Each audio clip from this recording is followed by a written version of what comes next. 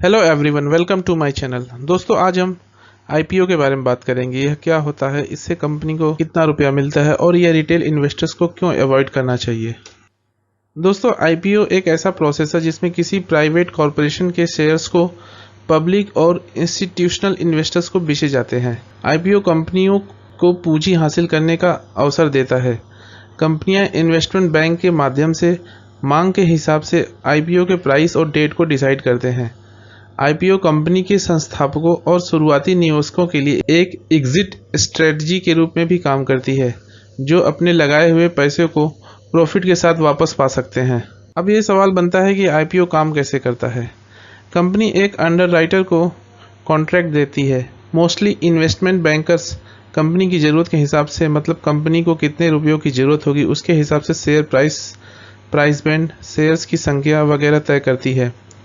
Underwriters इन सब चीज़ों को ड्राफ्ट बनाकर सेबी को अप्रूवल के लिए भेज देता है, जिसमें कंपनी के फाइनेंशियल रिकॉर्ड्स भी होते हैं।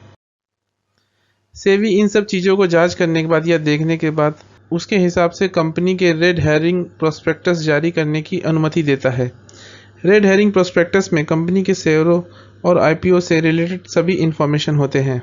उसके बाद एक एडवर्टीजमेंट कैंपेन चलता है जिसमें कंपनी के एग्जीक्यूटिव बाई करने की वकालत करते हैं। इसके बाद आईपीओ खुलता है, करीब 5 दिन तक चलता है। रिटेल इन्वेस्टर्स स्टॉक्स की बीटिंग करते हैं और उसके बाद शेयर्स अलॉट कर दिए जाते हैं। दोस्तों, अब हम काम की बात करेंगे, आईपीओ को क्यों अवॉइड करना चाहिए। स्टैटिस्टिक्स दिखाते हैं कि पिछले 10 सालों में करीब 207 आईपीओ मार्केट में आए, जिसमें से करीब 21.26% ही 100% का रिटर्न दे पाए और करीब 7.73% 50% तक का रिटर्न दिए। बचे हुए 45.89% निगेटिव रिटर्न्स दिए। एक सामान्य निवेशक को आईपीओ से बचना चाहिए, यह एक गैम्बल की तरह होता है। दोस्तों, हम एक एग्जांपल देना चाहेंगे रिलायंस पावर आईपीओ का, जो कि जनवरी 2008 में आया था। दोस्तों, इसके साथ रिलायंस का नाम जुड़ा हुआ था, इसलिए निवेशकों को काफ़ी उम्मीद थी। यह ऐसे समय में आया था जब पावर सेक्टर बूम में था। दोस्तों, आईपीओ का प्राइस 450 रुपये के हिसाब से सेट हुआ और यह 73 टाइम्स ओवर सब्सक्राइब हो गई। कुल मिलाकर $190 बिलियन इस आईपीओ से रकम हासिल हुई। बट दोस्तों, ये बहुत ही चिंताजनक बात है कि केवल 4 मिनट के अंदर ही शेयर्स के भाव 332 रुपये पे पहुंच गए, जो कि आज तक कभी रिकवर नहीं कर पाए। बहुत सारे इन्वेस्टर्स के बहुत सारा पैसा डूब गया, इसलिए यह एक बहुत रिस्की बिजनेस माना जा सकता है। दोस्तों, अब हम देखेंगे 6 कारण जिसकी वजह से रिटेल इन्वेस्टर्स को आईपीओ को अवॉइड करना चाहिए। सबसे पहला कारण यह है कि आपको प्रचार जो होता है, जो कंपनियां प्रचार करती हैं, वो आपको भावनात्मक जाल में फंसा सकता है।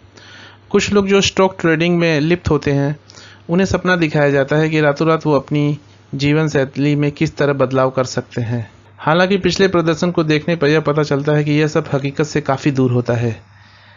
यहाँ तक कि आईपीओ से जुड़े हुए अंडरराइटर, इन्वेस्टमेंट बैंकर भी सेल्समैन से कम नहीं होते हैं और आईपीओ को हिट बनाने के लिए ज़बरदस्त मुद्दे को उठाते हैं। दोस्तों, इसके बाद हम देखेंगे कि एक्सॉर्बिटेंट प्राइसिंग, मतलब अत्यधिक मूल्य निर्धारण। निवेशकों के बीच एक आम धारणा है कि आईपीओ कम कीमतों पर कंपनी में एक जगह बनाने का अवसर है। सेकेंडरी मार्केट में डिमांड और सप्लाई के हिसाब से शेयर के प्राइसेस तय होते हैं, लेकिन आईपीओ एक तरफा खेल होता है जो हमेशा प्रीमियम पर ही रहता है।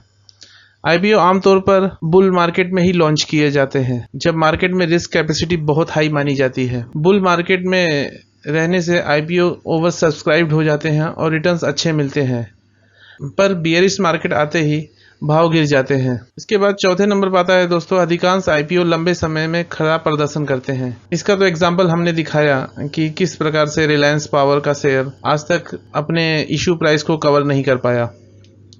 5वां पॉइंट है अस्थायी मॉडल का अभाव होना।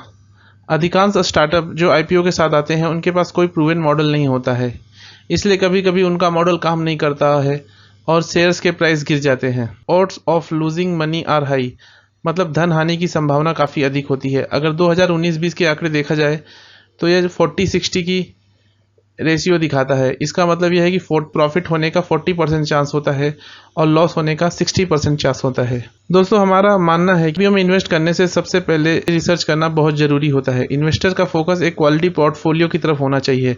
10 से 15 सिंपल, प्रैक्टिकेबल और डोमिनेंट बिजनेस पर फोकस करना चाहिए, जिनके पास एक स्ट्रॉन्ग बैलेंस शीट हो, फ्री कैश फ्लो जनरेशन है और एक एफिशिएंट मैनेजमेंट होना चाहिए। दोस्तों, इसी के साथ हम अपना वीडियो एंड करते हैं। आशा करते हैं आपको ये वीडियो पसंद आया होगा। धन्यवाद।